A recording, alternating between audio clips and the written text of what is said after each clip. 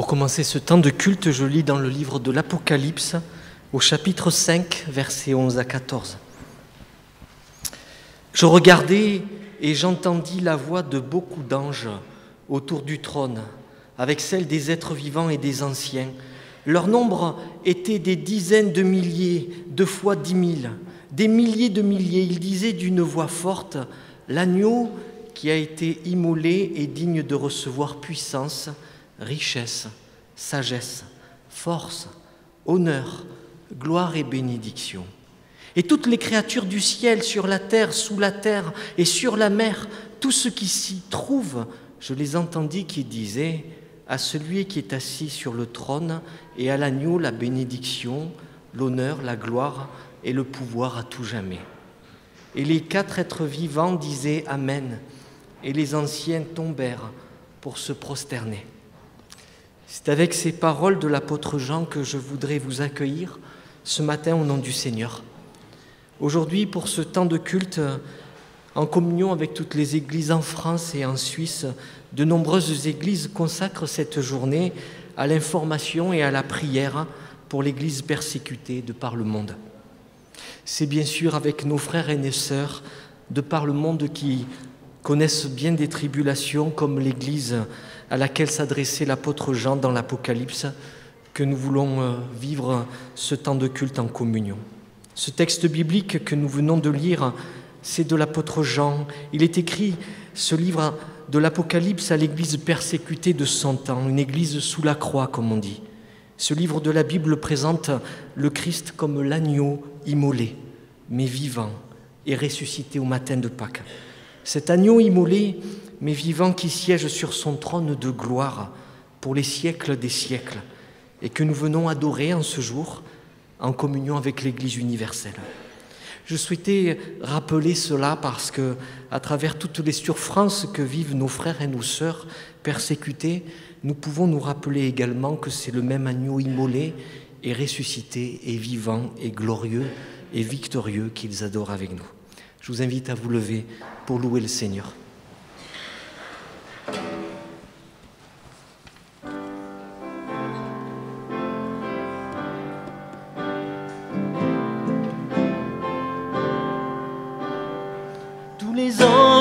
Sa sainteté,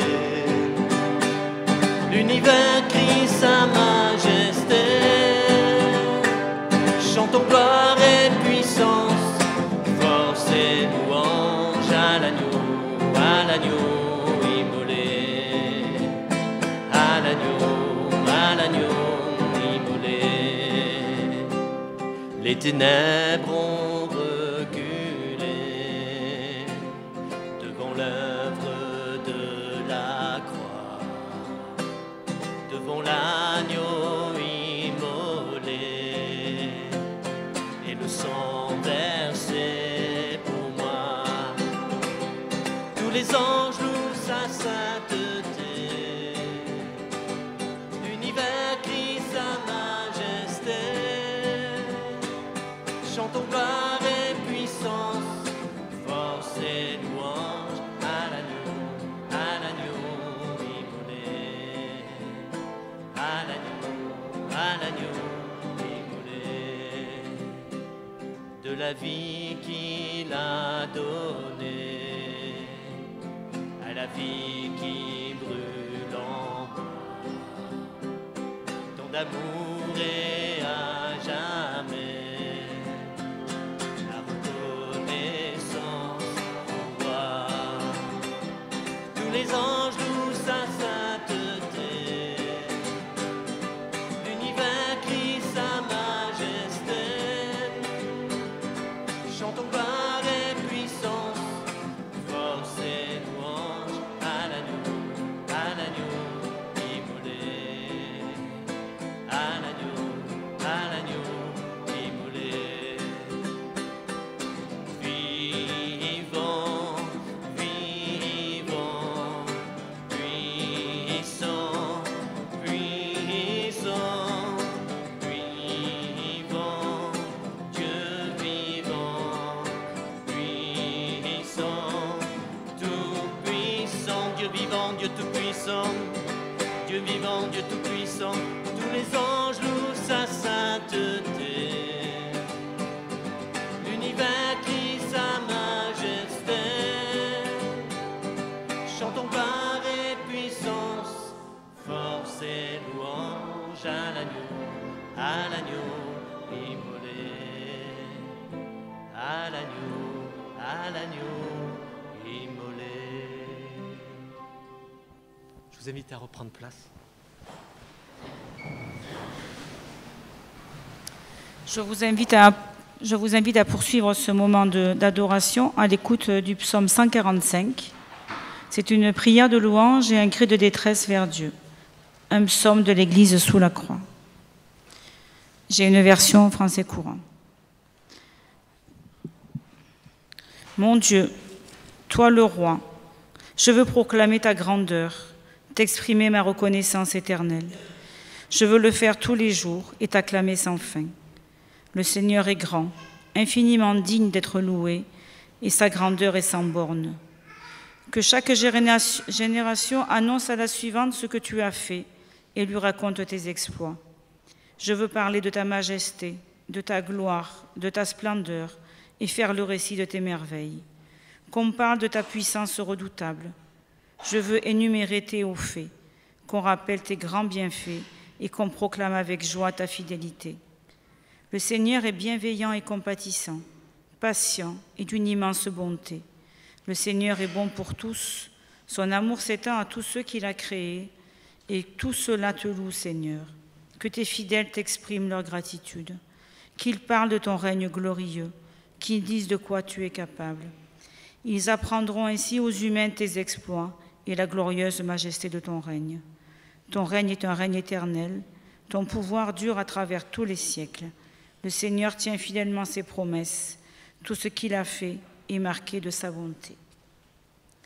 Nous allons poursuivre avec un chant « Je chanterai l'Éternel » et merci de vous lever.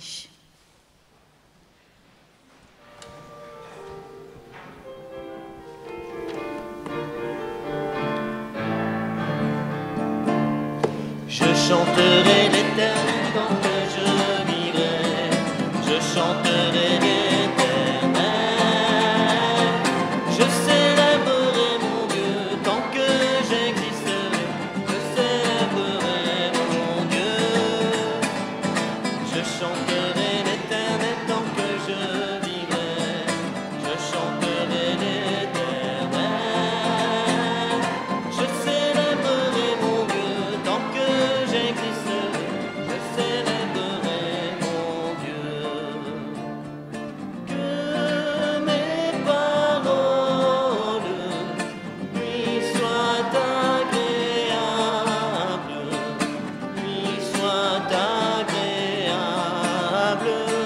Je veux me réjouir en l'Éternel.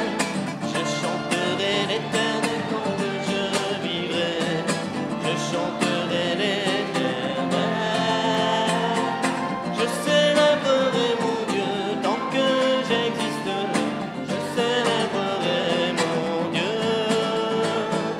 Je chanterai l'Éternel tant que je vivrai.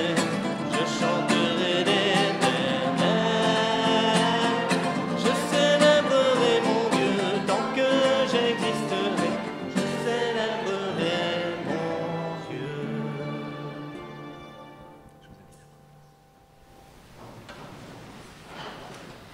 Poursuivons notre adoration par la lecture de la suite de ce psaume comme une supplication à Dieu.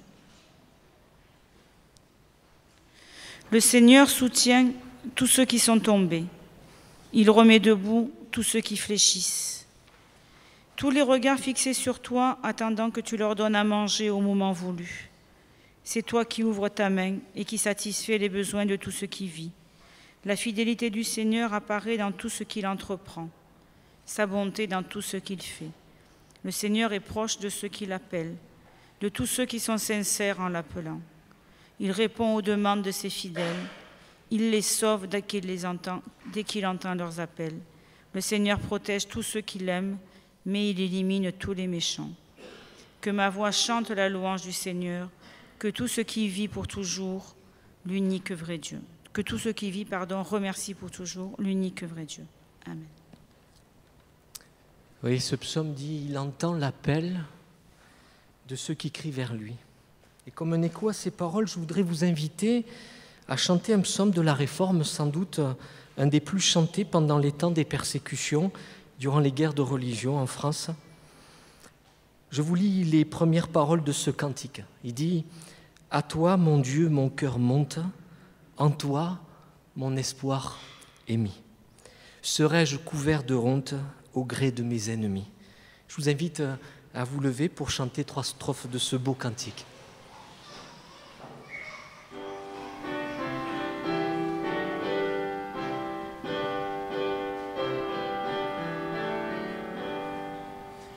À toi, mon Dieu, mon cœur monte, ton amour est mon appui. Serais-je couvert de honte au gré de mes ennemis? Jamais ne sera déçu qui te prend pour espérance, mais qu'ils soient tous confondus, ceux qui rompent ton alliance. Montre-moi, Seigneur, la route, guide-moi dans la clarté. Ouvre à celui qui t'écoute un chemin de vérité. Je regarde à ton amour, au salut qu'en toi j'espère. Je le verrai chaque jour s'étendre sur cette terre. À toi, mon Dieu, je regarde, je suis seul et malheureux. Aujourd'hui, viens et me garde, mes ennemis sont nombreux. Quand je suis plein de frayeur, sois toi seul mon assurance. Quand ton peuple est sans vigueur, là Dieu en lui l'espérance.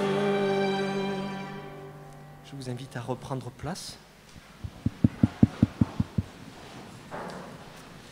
Frères et sœurs, en ce dimanche de l'Église persécutée, je voudrais vous relire le passage qui fait écho, qui a été proposé par le Conseil national des évangéliques de France, le CNEF, et la Fédération protestante de France et l'association Portes ouvertes pour notre méditation. Ce texte se trouve dans l'Épître aux Hébreux, au chapitre 10, verset 32. « Souvenez-vous de ces premiers jours où, après avoir été éclairés, vous avez soutenu un grand combat au milieu des souffrances, d'une part exposés comme en spectacle aux opprobres et aux tribulations, et de l'autre vous associant à ceux dont la position était la même. » Je voudrais vous inviter à regarder une courte vidéo qui reprend en fait quelques éléments de notre histoire en France, à la fois des personnes qui pendant ces premiers temps de l'Église, aux premiers jours de l'Église réformée en France, ont vécu la persécution, et puis qui met en perspective la situation de l'actualité dans le monde.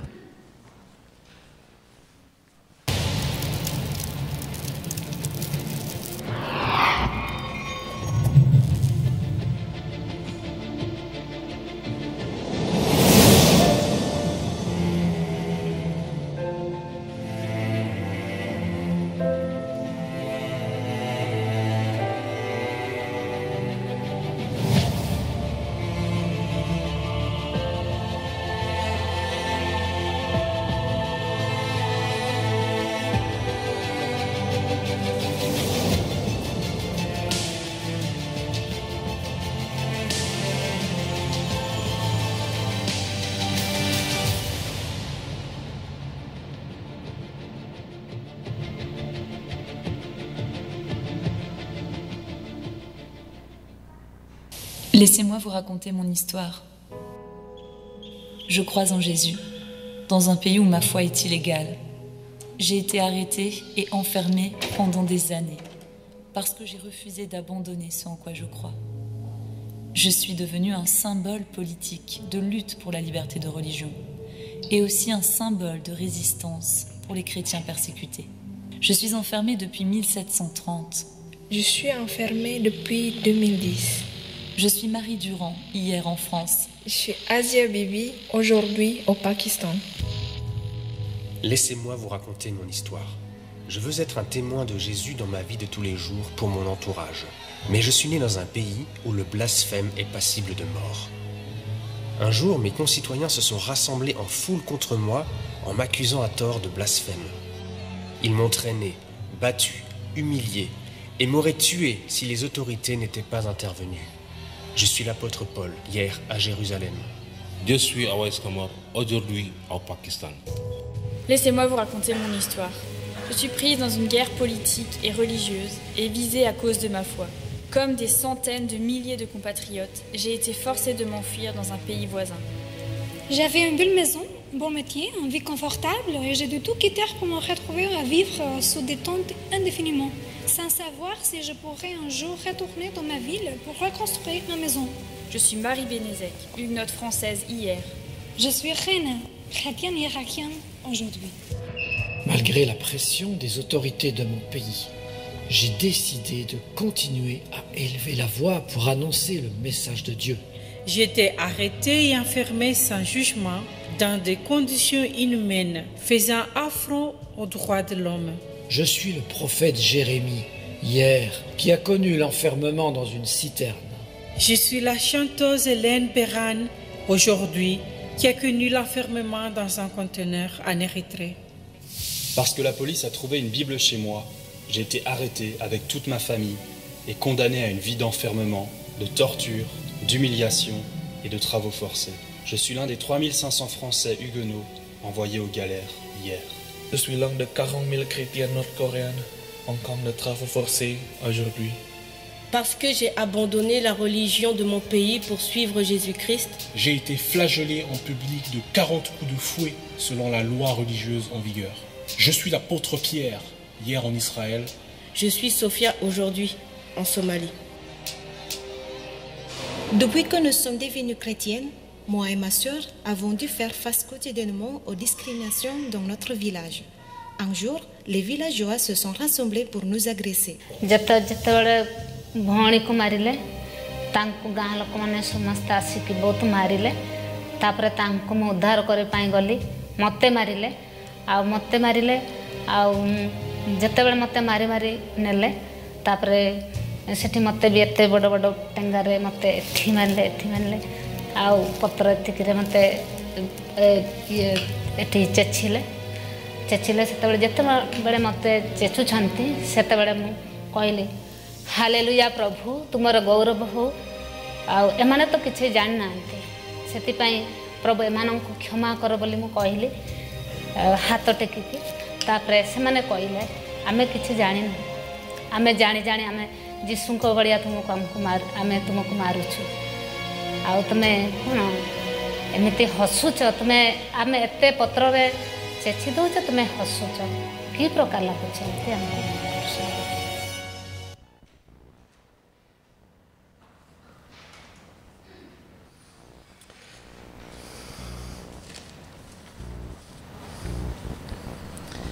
Frères et sœurs, au cœur de ce culte, en cette année où plus particulièrement nous nous souvenons des premiers temps de la Réforme au XVIe siècle, eh bien nous voulons ensemble nous rappeler de l'Église persécutée d'hier et d'aujourd'hui, parce que la persécution des chrétiens est toujours d'actualité. En 1685, Louis XIV révoque l'édit de Nantes institué par Henri IV. Les protestants français connaissent une nouvelle vague de persécution après 100 ans d'accalmie relative, démolition des temples, interdiction du culte protestant, conversion forcée, condamnation à l'exil ou aux galères, défense d'enseigner la foi réformée aux enfants. Aujourd'hui, 215 millions de chrétiens sont gravement persécutés actuellement. et connaissent les mêmes persécutions que celles vécues par les Huguenots.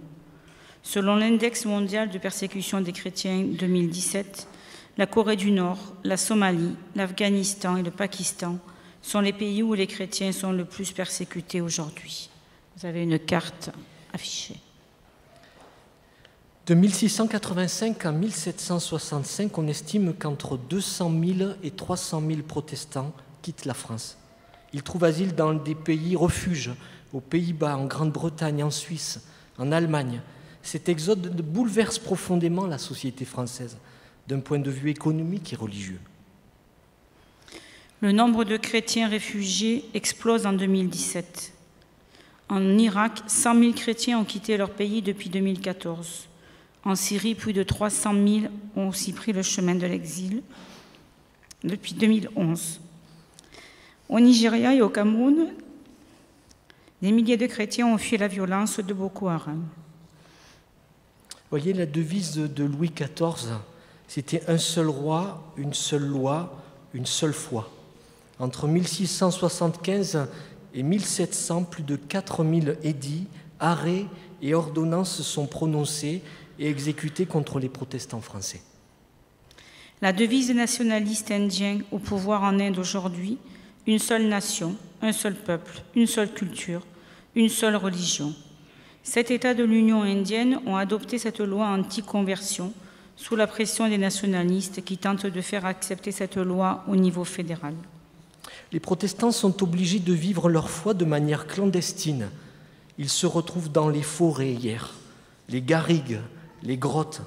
Et cette période qu'on appelle période du désert durera 1 siècle, de la révocation de l'édit de Nantes à la Révolution française. Dans de nombreux pays aujourd'hui, les chrétiens sont toujours obligés de se cacher pour vivre leur foi. Au temps des Huguenots, les Bibles étaient interdites et la vente de Bibles passible de peine de mort. On invente alors d'ingénieux systèmes pour les cacher, les Bibles minuscules cachées dans les chignons, cachettes aménagées dans les meubles et dans les maisons. Aujourd'hui, dans beaucoup de pays, posséder une Bible est toujours très dangereux. En Corée du Nord, le possesseur sera envoyé en camp de travaux forcés avec toute sa famille. Aux Maldives, il n'est pas légal pour un Maldivien d'en posséder une. En Iran, les Bibles en farsi, donc la langue nationale, ne sont pas autorisées. Nous vivons en Europe. Nous ne sentons peut-être pas directement concernés par les persécutions et pourtant réfléchissons un peu sur ce qui pourrait nous empêcher de vivre notre foi. Hier, c'est arrivé en France. Dans l'Évangile, il nous est dit « Celui qui veut être mon disciple, qu'il prenne sa croix et qu'il me suive. » Tout comme Jésus a rencontré l'opposition autour de lui, celle des hommes, mais aussi celle du tentateur, de l'ennemi, de l'adversaire, il est inévitable qu'un chrétien soit persécuté à un moment ou à un autre de sa vie, que ce soit par les coups, l'emprisonnement, le martyre qu'il subira à cause de sa foi, ou plus souvent, ou en Occident, par les tentations dont il sera l'objet. Porter sa croix, c'est aussi résister à l'opposition de l'adversaire, être à contre-courant. Satan a-t-il déjà employé la persécution, l'opposition, pour nous décourager d'accomplir notre mission? Christ est mort et ressuscité pour nous. Celui qui veut être mon disciple, qu'il prenne sa croix et qu'il me suive. Je voudrais vous inviter à prendre le temps de nous recueillir quelques instants en silence à l'écoute de la parole de Dieu pour nous présenter devant lui, humblement.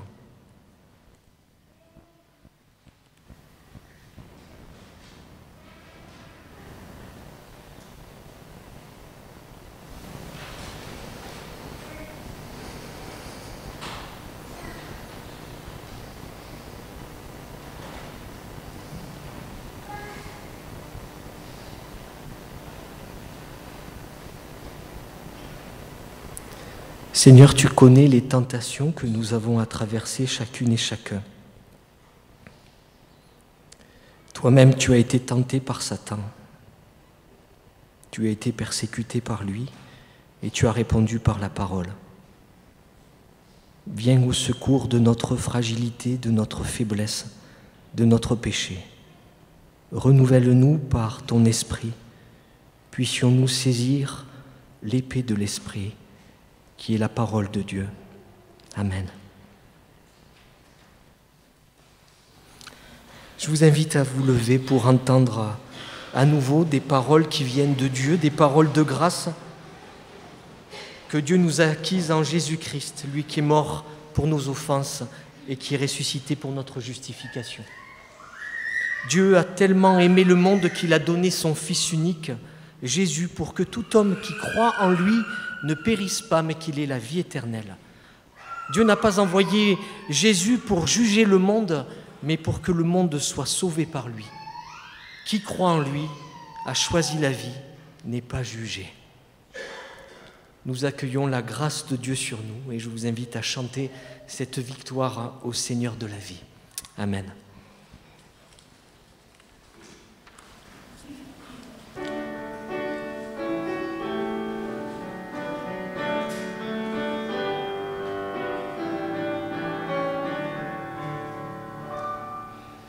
Victoire au Seigneur de la vie, victoire au Dieu de l'infini, victoire au nom de Jésus-Christ, victoire pour le Saint-Esprit. Le règne est pour le Tout-Puissant. Le règne pour lui dans tous les temps, car l'agneau a donné son sang, qui crie victoire dès maintenant. Victoire au Seigneur de la vie, victoire au Dieu de l'infini. Victoire au nom de Jésus-Christ, victoire pour le Saint-Esprit. Son nom est parole de Dieu. Il juge et règne dans les cieux. Il est le lion de Juda, qui a triomphé du combat. Victoire au Seigneur de la vie, victoire au Dieu de l'infini, victoire au nom de Jésus-Christ.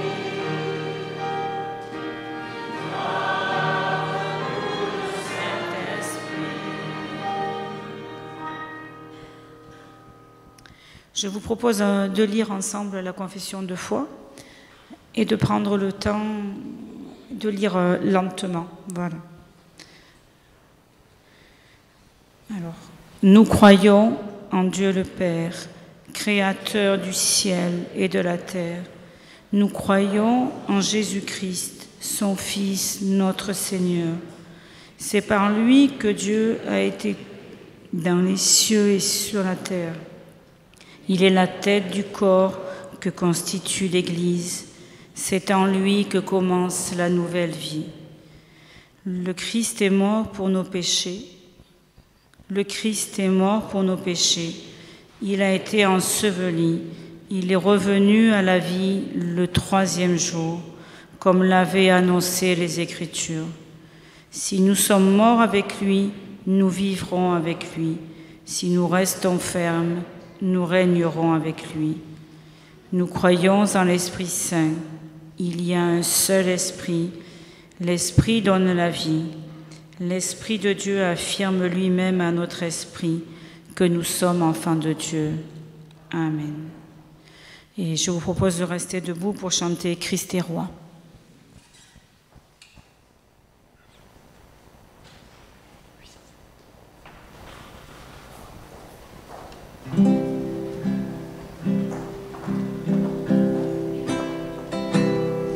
Dans son amour, Dieu le Père, dans son Dans son amour, Dieu le Père envoya son Fils Jésus pour accorder la lumière à tous ceux qui sont perdus. Il descendit sur la terre, mais les hommes l'ont rejeté. Ils l'ont cloué au calvaire, et Christ est ressuscité. Christ est roi, Christ est roi, Christ est roi des rois. Christ est roi, Christ est roi, Christ est roi des rois. Les croyants de tous les âges portent son nom sur leur cœur. Dans l'épreuve, ils gardent courage, car leur Dieu est un sauveur. Ils vont par toute la terre annoncer le Fils béni, fiers de porter leur bannière sur laquelle il est écrit: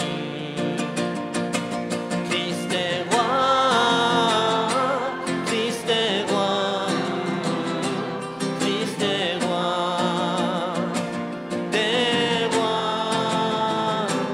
Christ est roi, Christ est roi des rois. Un jour les chrétiens du monde seront rassemblés par lui. Ils sortiront de leur tombe, car en lui ils ont la vie. Ils formeront un royaume, la terre sera leur pays. Leur hymne sera un psaume à la gloire du Messie. Christ est roi, Christ est roi, Christ est roi des rois. Christ est roi,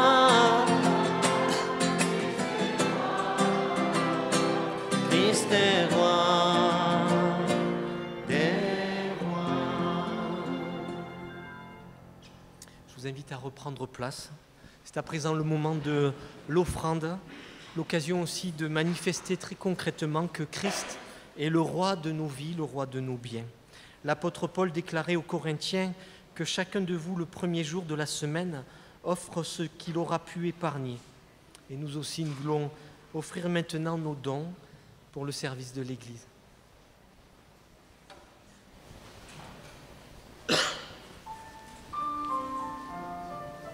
Je rappelle qu'à la fin du culte, il y a l'offrande missionnaire également.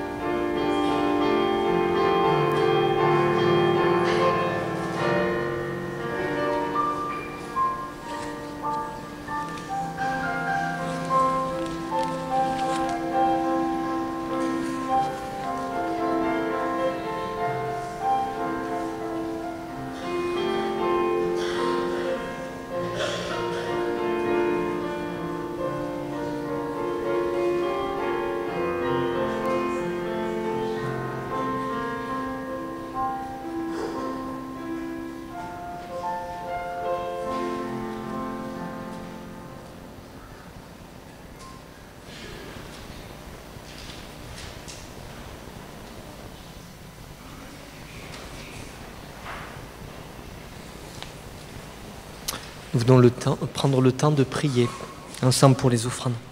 Seigneur, nous te remercions pour les biens que tu nous accordes jour après jour.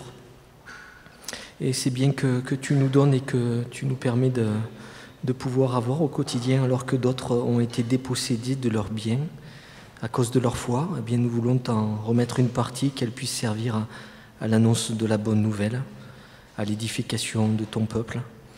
Seigneur, accorde au conseil du discernement sur l'utilisation de ces biens. Nous voulons te rendre gloire, Seigneur, dans nos vies. Amen. C'est à présent le moment pour les enfants, graines d'évangile, avec pour les tout petits, et puis l'échelle de Jacob. Aujourd'hui, c'est avec Florence et Vérène, l'échelle de Jacob et graines d'évangile pour les tout petits. Je ne sais pas, quelqu'un. Et voilà, ils vont aborder aujourd'hui les enfants cette exhortation à écouter la parole de Dieu, la loi de Dieu. Dieu a donné à son peuple 10 paroles de vie sur le mont Sinaï. Et nous aussi, nous allons nous mettre à l'écoute de la parole de Dieu.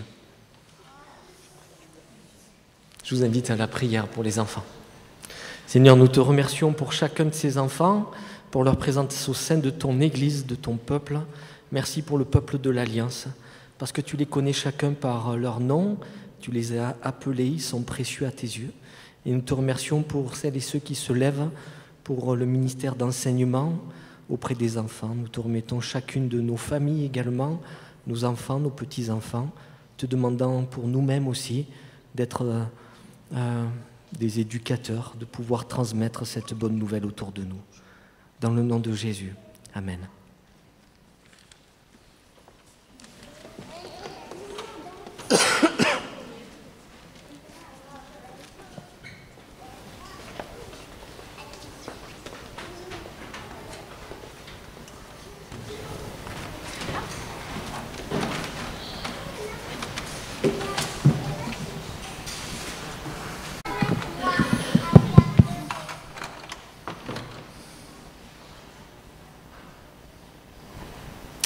Je voudrais encore vous inviter à la prière pour nous-mêmes, demandant au Seigneur de nous éclairer. Seigneur, tu dis dans ta parole, souvenez-vous de ces premiers jours où, après avoir été éclairés, vous avez soutenu un grand combat au milieu de souffrances. Cette parole, nous voulons la saisir pour nous et te demander d'être éclairés comme au premier jour par ta parole. Et ce matin encore, que ton esprit souffle sur chacun d'entre nous, sur moi-même, pour que cette parole rejoigne nos vies et nous donne de pouvoir vivre ce combat au quotidien, visible ou parfois invisible, te demandant, Seigneur, ton soutien et un renouvellement tout particulier. Dans le nom de Jésus. Amen. Je voudrais poursuivre cette série de méditations que nous avons depuis quelques semaines sur les grands slogans de la Réforme, Sola Gratia, la grâce seule, Sola Fide, dimanche dernier avec le pasteur Daniel Bergès, la foi seule. Aujourd'hui, je m'arrêterai sur ce grand slogan de la Réforme qui est au cœur même de notre confession de foi, Sola Scriptura. Et j'aimerais, en ce jour où nous prions, où nous informons sur l'Église persécutée, mettre ce slogan en perspective de la situation de l'Église persécutée d'hier et d'aujourd'hui. La vidéo que nous avons vue tout à l'heure fait bien le lien entre la persécution des Huguenots en France, il y a 500 ans, et celle des chrétiens persécutés qui a lieu aujourd'hui dans plusieurs pays. Et comme si au centre de cette persécution, nous allons le voir et nous l'avons déjà vu, la Bible était ce livre dangereux qui fait que nous risquons nos vies. Tout comme les Juifs convertis au christianisme dans le Nouveau Testament, ils étaient constamment soumis à la pression de retourner à l'ancienne religion. Pour nous aussi, les paroles de l'Épître aux Hébreux nous sont adressées aujourd'hui. Cette Église, c'est l'auteur de l'Épître aux Hébreux s'adresse à une Église encline à retourner à son origine. Sans doute les Hébreux étaient des chrétiens d'origine juive, tentés à cause de la persécution, peut-être à Rome sous l'empereur Claudius, et bien à retourner à leur foi. Et voilà ce que dit l'Épître aux Hébreux au chapitre 10, versets 32 et 34. « Souvenez-vous de ces premiers jours où, après avoir été éclairés, vous avez soutenu un grand combat au milieu des souffrances. D'une part exposé comme un spectacle aux opprobres et aux tribulations, et de l'autre vous associant à ceux dont la position était la même. En effet, vous avez eu de la compassion pour les prisonniers et vous avez accepté avec joie l'enlèvement de vos biens, sachant que vous avez des biens meilleurs et qui durent toujours. Et un peu plus loin dans l'Épître aux Hébreux, toujours, on trouve au chapitre 13, verset 3, ce verset « Souvenez-vous des prisonniers, comme si vous étiez aussi prisonniers, de ceux qui sont maltraités, comme étant aussi vous-même dans un corps. Souvenez-vous. » En 1517, Martin Luther s'est opposé aux abus de l'Église catholique concernant les indulgences, le pardon des péchés moyennant finance.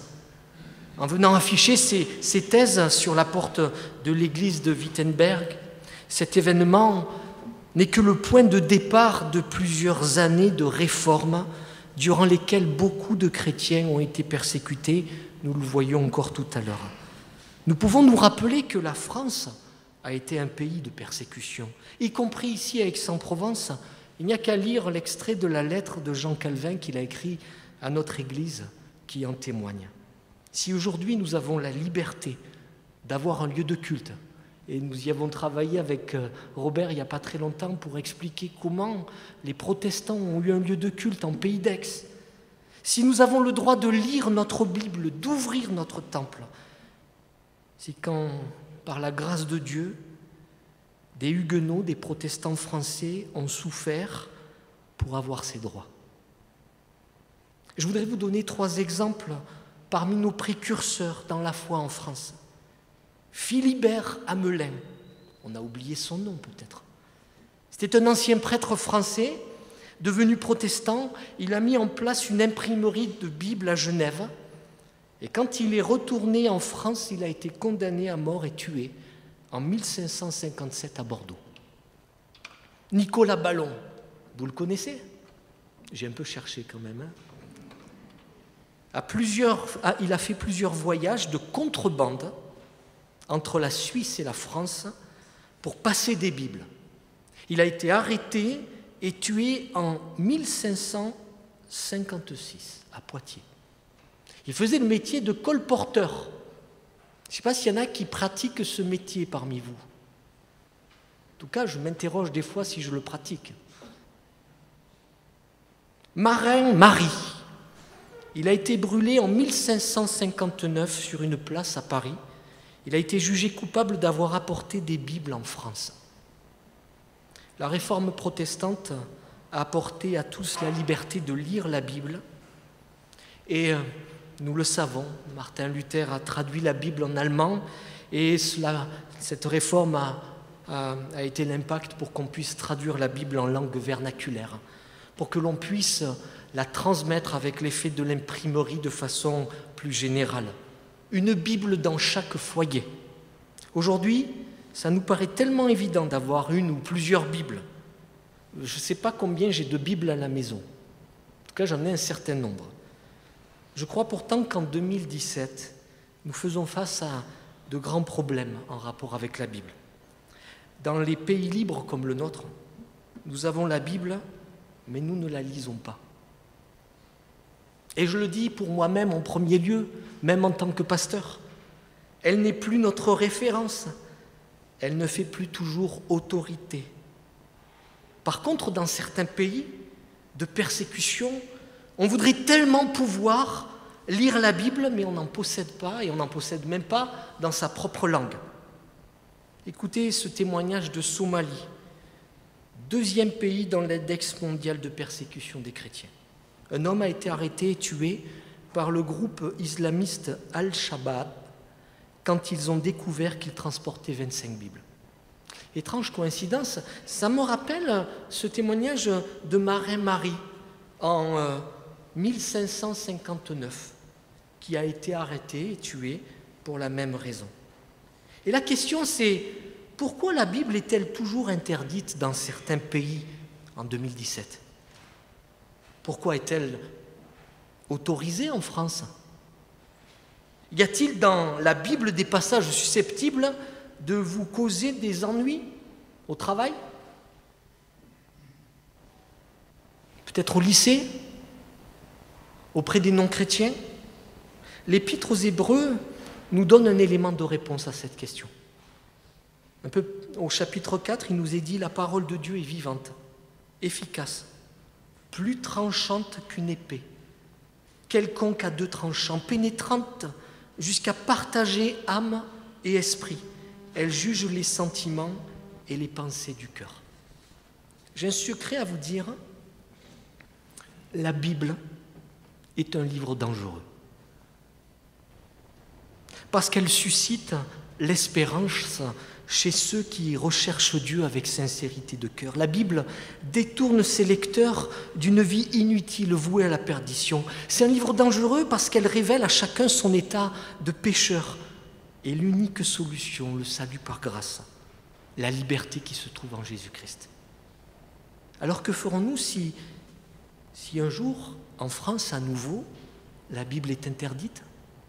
Peut-être on n'a pas à se surprendre, à être surpris, parce que c'est un livre dangereux.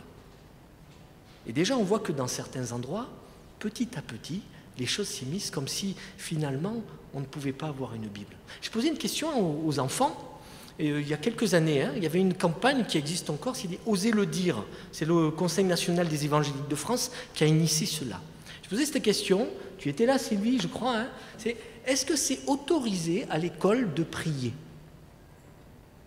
On était au club des enfants, là, tous assez proches de l'église, quand même. Plus de la moitié des enfants ont dit non, c'est pas autorisé. Pourtant, c'est autorisé de prier. C'est une liberté d'expression. Sinon, on est dans une dictature. Alors bien sûr, je ne dois pas empêcher les autres par ma prière, que ça soit quelque chose d'ostentatoire, comme on dit. Mais c'est une liberté qui a été acquise. J'ai le droit de prier. C'est la maîtresse qui n'a pas le droit de prier, ou le maître. Petit à petit s'immisce le fait qu'on n'aurait pas d'autorisation. Mais voyez la carte qu'on a projetée tout à l'heure. En France, c'est en blanc. En Corée du Nord, c'est en noir. Pour dire que c'est le premier pays où cette liberté est interdite. Mais en France, cette liberté, elle est là. Le piège pour nous, qui avons un libre accès à la parole de Dieu, c'est de la banaliser. C'est finalement de croire que la parole de Dieu n'est plus si dangereuse que ça. Le piège, c'est de ne pas réaliser sa valeur inestimable et le privilège que nous avons de pouvoir de posséder et la lire. Il est tellement important de retourner à la lecture profonde de la Bible. J'aime particulièrement ce psaume, et je dois vous avouer, pendant longtemps, je ne l'ai pas lu en entier. C'est le psaume 119, le plus long. Il y a 8 mots qui reviennent pour dire la parole de Dieu dans ce psaume. Alors, sans doute, Ron saurait mieux l'expliquer que moi, avec tous les détails de l'hébreu, mais c'est l'abécédaire. Chacun de ces chapitres commence par une lettre de l'alphabet en hébreu. On apprend ce psaume pour apprendre l'alphabet, mais on l'apprend aussi pour apprendre l'amour de la parole de Dieu. Je me réjouis de ta parole comme celui qui trouve un grand trésor. Psaume 119, verset 162. Ta parole est une lampe à mes pieds, une lumière sur mon sentier. Souvenez-vous de ces premiers jours où, après avoir été éclairés, vous avez soutenu un grand combat au milieu des souffrances. La persécution, elle survient souvent dans les premiers jours d'une église. Pourquoi cela? Parce que ceux qui se convertissent sont éclairés par la parole. À la lecture de la parole, ils quittent la croyance suivie par la majorité. Et pourtant, on en parlait encore il y a peu de temps avec Joué, parfois quand on vit une conversion, il y a une attaque qui suit. On est déstabilisé. Déstabilisé parce qu'en fait, on a rencontré Jésus-Christ. Le Saint-Esprit est venu en nous. Mais on a besoin d'être nourri dans cette relation. Et comment nourrir, comment continuer à être éclairé si ce n'est par la lecture de la parole de Dieu? Je dis peut-être des évidences, Mais pourtant, il est bon de s'en rappeler, parce que si nous nous souvenons que des personnes sont persécutées à cause de cela, parce qu'ils ont une Bible, s'ils ont une Bible, s'ils la prennent par cœur pour certains, parce qu'ils n'ont pas de page de la Bible, c'est pour qu'ils puissent soutenir un grand combat. Vous avez soutenu un grand combat. Les chrétiens auxquels s'adresse l'Épître aux Hébreux avaient soutenu un grand combat. La vie chrétienne demande un effort et impose des souffrances. J'ai posé une question à des jeunes un jour. Je leur ai dit, j'étais un week-end de jeunes, je leur ai dit, est-ce que la France est en guerre? Et la plupart m'ont répondu, la France n'est pas en guerre. Pourquoi? Parce qu'on peut avoir l'impression en France qu'il n'y a pas la guerre. Pourtant, il y a plusieurs terrains d'opération. La France est engagée dans de nombreuses guerres aujourd'hui. Il en est de même avec la guerre spirituelle. Le chrétien, frères et sœurs, est en combat pas physique, mais en combat spirituel. Le combat, une guerre spirituelle. Et nous avons besoin d'être équipés. L'apôtre Paul parle de cela à plusieurs reprises, notamment dans l'épître aux Éphésiens, au chapitre 6, demandant de saisir les armes de l'Esprit. Saisissez l'épée de l'Esprit, qui est la parole de Dieu. Par souci de commodité, ou pour éviter d'être mis peut-être en spectacle, pour reprendre en fait les mots de l'épître aux Hébreux, ne serait-il pas plus facile d'adoucir cette parole, de faire du tri? Ne faudrait-il pas faire comme en Iran, retraduire certains passages et les modifier? Ne faudrait-il pas actualiser la Bible? Par exemple, faut-il modifier des passages qui ne sont plus actuels? Comme ça passerait inaperçu. Ça serait moins dangereux comme livre. J'aimerais ici faire une comparaison, une petite histoire pour mieux comprendre ce qui s'est joué à la Réforme à propos de Sola Scriptura. Et pourquoi encore aujourd'hui des hommes et des femmes sont persécutés parce qu'ils ne renoncent pas à la parole de Dieu. Vous savez, nous utilisons dans la vie courante une quantité d'unités, d'instruments de mesure. Par exemple, la seconde, le mètre, le kilomètre, le litre, les degrés Celsius. En 1668, il y a le philosophe anglais John Wycliffe qui a publié la description de la mesure de longueur universelle, ce qu'on va appeler par la suite les unités décimales. 7 ans plus tard, un autre savant en Italie fait un ouvrage dans lequel il renomme la mesure universelle de Wycliffe en mètre, metro cattolico. Je fais de l'italien ici. Et il confirme sa définition. Auparavant, vous savez comment on mesurait? On faisait référence à l'humain. Le pouce, le pied, la toise. Et comme chaque être humain était différent, vous voyez, on avait un repère, c'était la référence au roi. Alors si le roi était petit, le pied était petit. Non, symbole monarchique fort.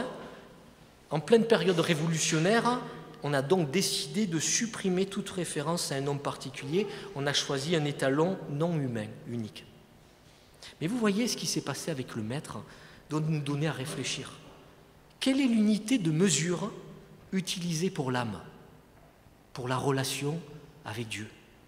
Est-ce que c'est la morale? Est-ce que c'est la notion de bien et de mal? Est-ce que c'est le bonheur? Est-ce que c'est la souffrance? Est-ce que c'est la sagesse? Est-ce que c'est l'évolution de la société? L'apôtre Paul écrit ceci à son fils spirituel Timothée, alors que lui-même était passé par la persécution et l'emprisonnement. Simon, si tu veux bien projeter ce passage qui se trouve dans la 2e épître de Timothée, au chapitre 3. Voilà ce qui nous est dit. C'est un conseil d'un père spirituel à son fils spirituel. Pour toi, tu as suivi de près mon enseignement, ma conduite, mes projets, ma foi, ma douceur, mon amour, ma constance, mes persécutions, mes souffrances. À quelle souffrance n'ai-je pas été exposé à Antioche, à Icône, à Lystre? Quelle persécution n'ai-je pas supportée? Et le Seigneur m'a délivré de toutes. Or, tous ceux qui veulent vivre pieusement en Jésus-Christ seront persécutés. Mais les hommes méchants et imposteurs avanceront toujours plus dans le mal, égarant les autres et égarés eux-mêmes. Toi, demeure dans les choses que tu as apprises et reconnues certaines, sachant de qui tu les as apprises, dès ton enfance. Tu connais les saintes lettres qui peuvent te rendre sage à salut par la foi en Jésus-Christ. Toute écriture est inspirée de Dieu et utile pour enseigner, pour convaincre, pour corriger, pour instruire dans la justice, afin que l'homme de Dieu soit accompli et propre à toute bonne œuvre. Je suis frappé parce que c'est un texte que je connais très bien, surtout la dernière partie. Toute écriture est inspirée de Dieu, mais vous voyez comment il est mis en perspective avec la situation de persécution. Or, tous ceux qui veulent vivre pieusement en Jésus-Christ seront persécutés.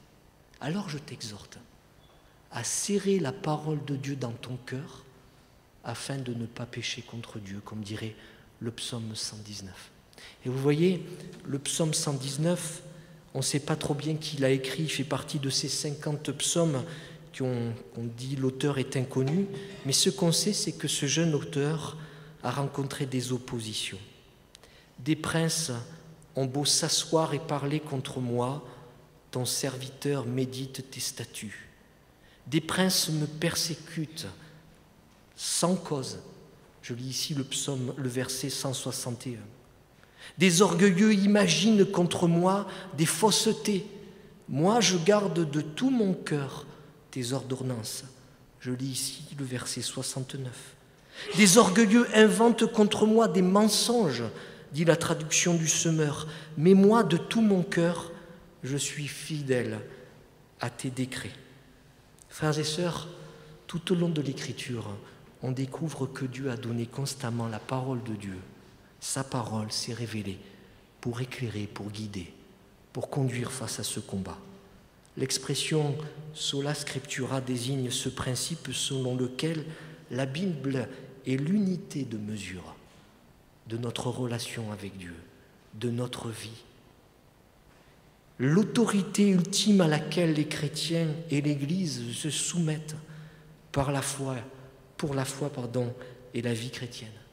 Et cette affirmation est au centre même de notre confession de foi d'Église. Je terminerai avec ceci.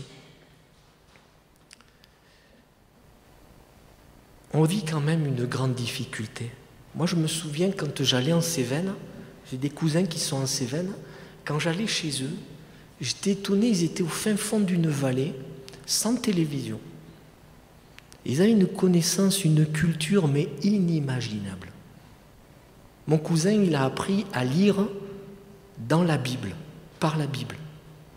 Cette piété, cette lecture qui façonnait, je dirais, tout chrétien protestant. Il faut dire clairement que cette ferveur dans la découverte de la Bible s'est bien atténuée.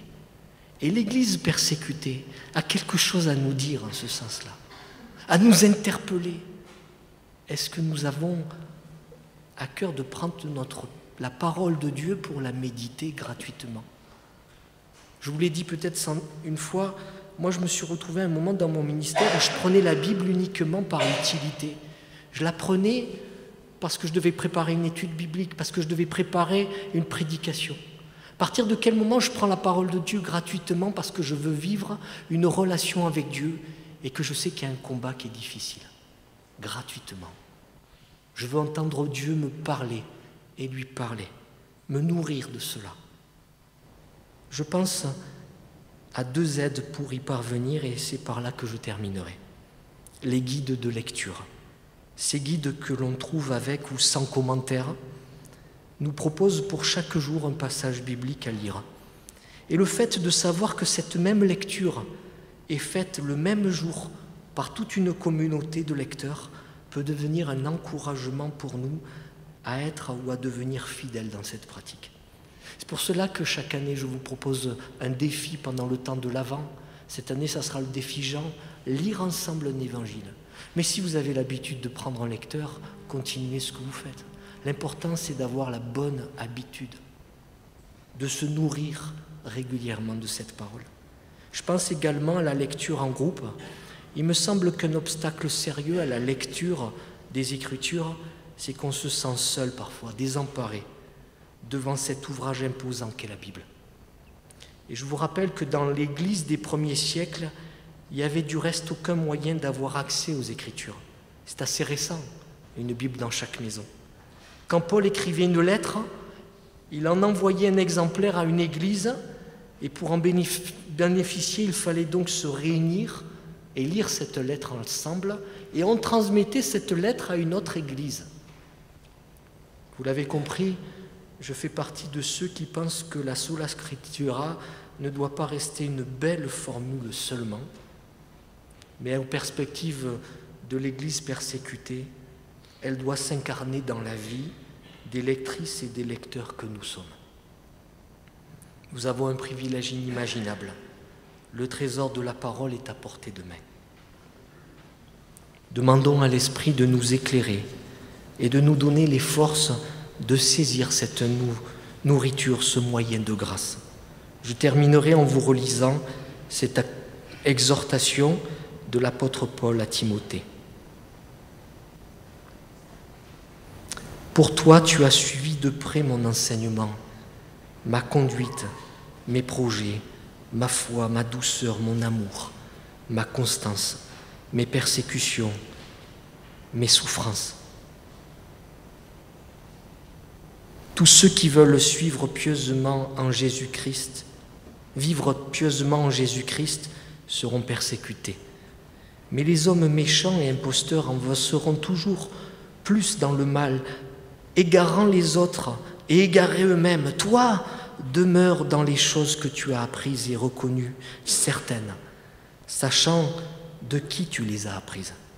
Dès ton enfance, tu connais les saintes lettres qui peuvent te rendre sage, à salut par la foi en Jésus-Christ. Amen.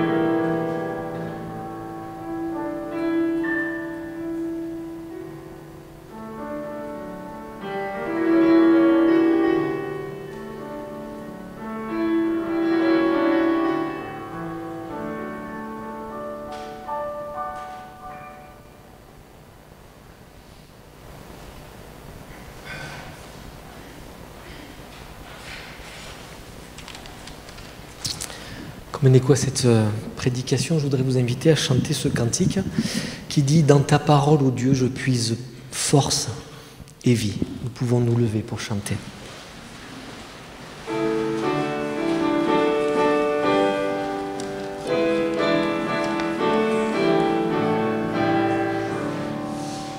Dans ta parole, ô Dieu, je puise force et vie. Elle est sur mon chemin, le guide et le flambeau. Elle est comme un soleil dans la clarté bénie, dans l'ombre de la mort, fait luire un jour nouveau. En elle j'ai trouvé la vérité suprême qui me détournera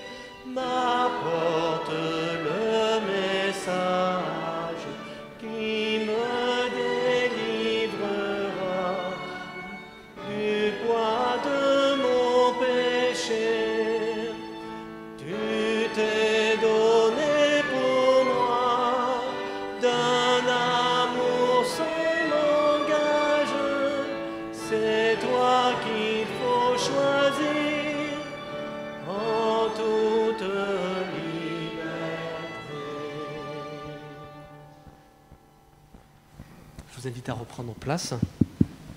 Simplement pour un temps d'annonce, avant de pouvoir prier les uns pour les autres.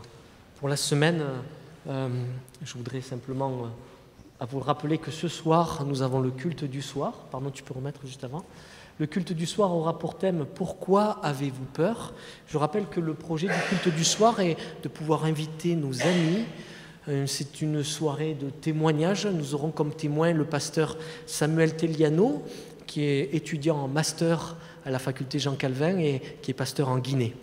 Donc voilà, et c'est moi-même qui apporterai la prédication ce soir. C'est à 19h. Pour la semaine, je voudrais simplement rappeler en particulier les répétitions du Christmas Carol qui ont lieu régulièrement ici même. Je crois que la prochaine, c'est le jeudi 16 à 18h. Vous pouvez vous joindre à ce groupe.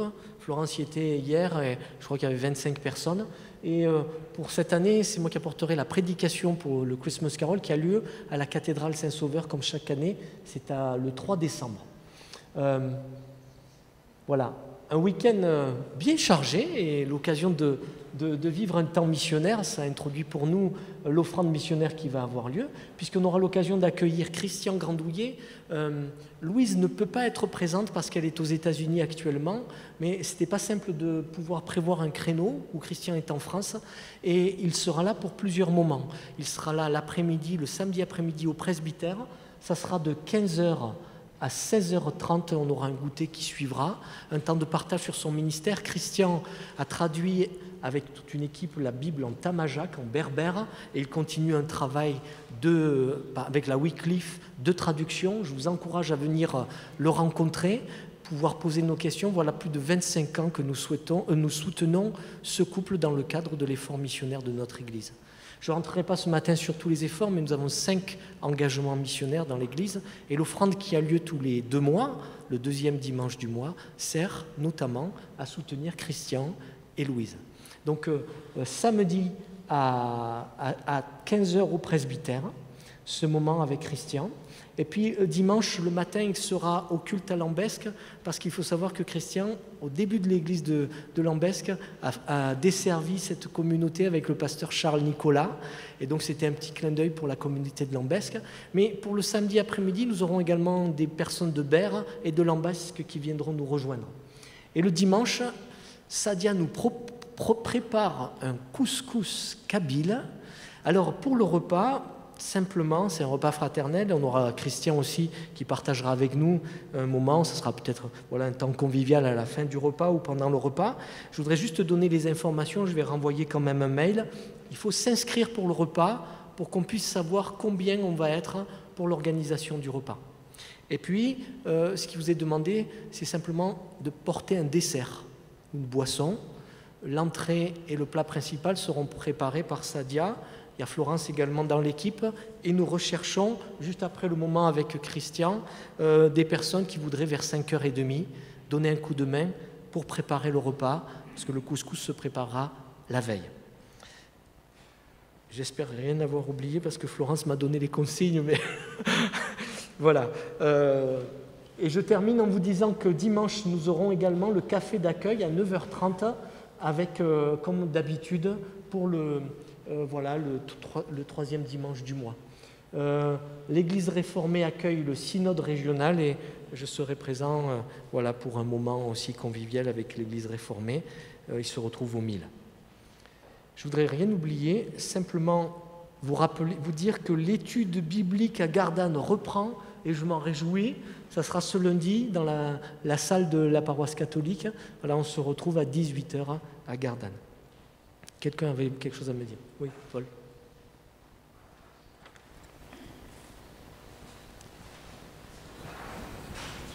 Ah oui, pardon, excusez-moi. Voilà, oui, je rappelle quand même, je suis désolé, pardon, c'est qu'il y avait beaucoup d'informations. C'est que dimanche prochain, c'est un dimanche un peu particulier. Vous avez reçu, tous les membres de l'Église, membres électeurs, une invitation, une convocation pour l'Assemblée Générale. C'est à 10h. Vous avez reçu aussi les personnes qui sont proposées pour le conseil, les renouvellements et les nouvelles personnes. Donc je ne vais pas rentrer dans tous les détails, simplement l'Assemblée générale d'élection aura lieu à 10h. Le signature se fera ici même. Et à 10h25, nous dépouillerons pour pouvoir donner les résultats. Donc l'Assemblée générale est juste avant le culte. Je réfléchis qu'il faudra organiser par rapport au petit déjeuner. Voilà, voilà, des fois on a pas mal d'activités, vous voyez. Et voilà. Je voudrais terminer en vous donnant simplement des informations. Je vais vous envoyer le petit dossier, tous ceux qui le souhaitent, sur l'Église persécutée, et notamment la situation, les sujets de prière. Je voudrais simplement terminer en vous disant, avant que nous ayons l'offrande missionnaire, tu voudrais mettre, Simon, les actions qui peuvent être faites. Voilà. Portes ouvertes nous propose tout particulièrement de donner espoir, redonner espoir aux chrétiens du Moyen-Orient par différentes actions. Vous savez, beaucoup de chrétiens d'Orient quittent la Syrie, l'Irak. Nous accueillons actuellement Ibrahim qui est dans cette situation-là à la faculté Jean Calvin. Et vous voyez, la première possibilité, c'est de pouvoir envoyer une photo avec un mot en anglais. Il y a un lien particulier, un mail, et il y a une plateforme sécurisée pour que Porte Ouverte envoie à des chrétiens qui ont besoin d'être encouragés. L'idée, c'est que chaque membre d'église peut le faire très librement en prenant une photo de lui-même, un selfie, avec un petit mot en anglais, et ce sera transmis également par le biais de Porte Ouverte à des personnes qui sont dans un besoin.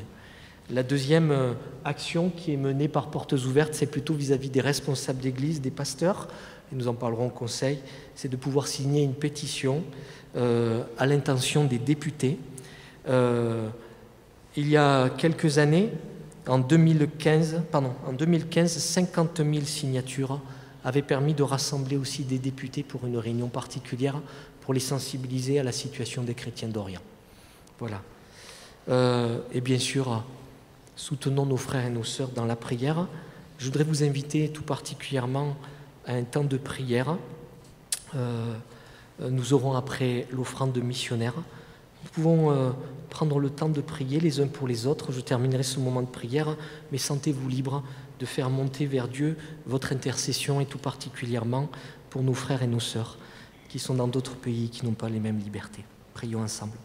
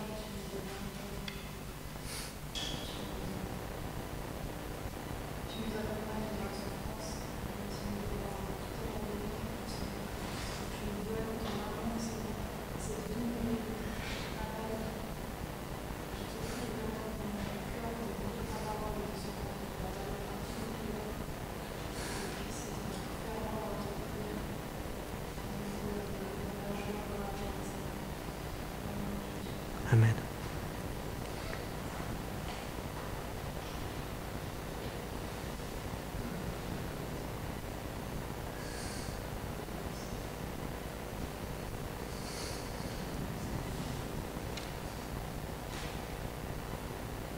Seigneur, nous voulons te prier tout particulièrement pour ces pays où eh bien, les libertés de pratiquer la foi,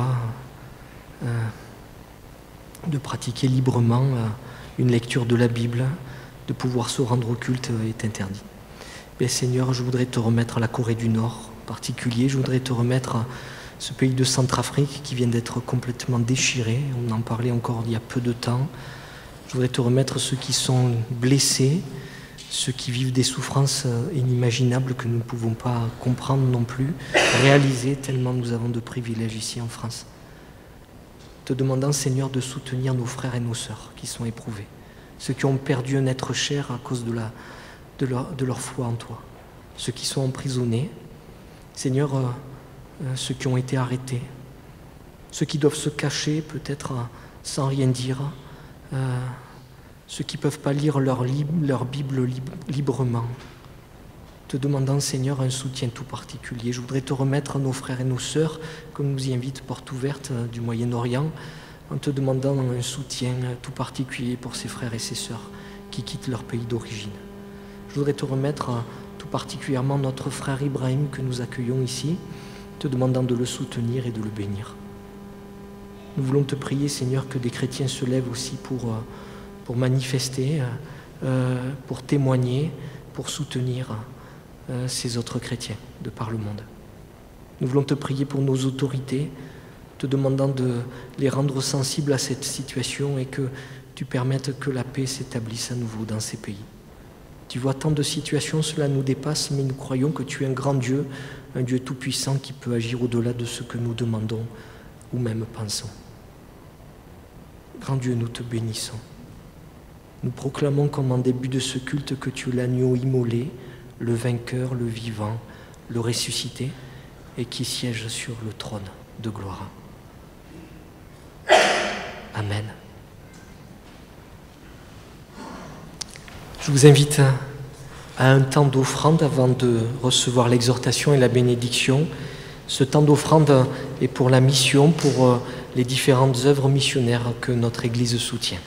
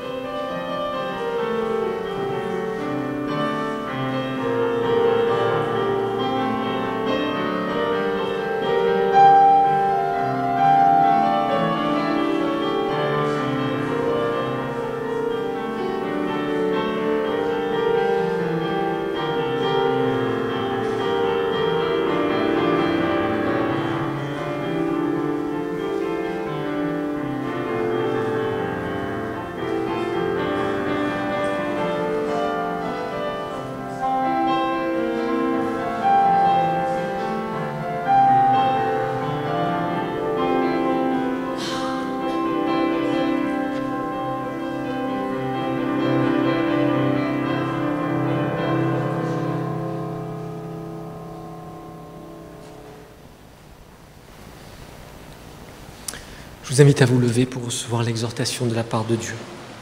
Et j'ai choisi ces quelques paroles de l'Apocalypse à l'église de Smyrne, à l'ange de l'église de Smyrne. Voici ce que dit le premier et le dernier, celui qui est mort et qui a repris vie. Je connais ta détresse, ta pauvreté, pourtant tu es riche. N'aie aucune peur de ce que tu vas souffrir.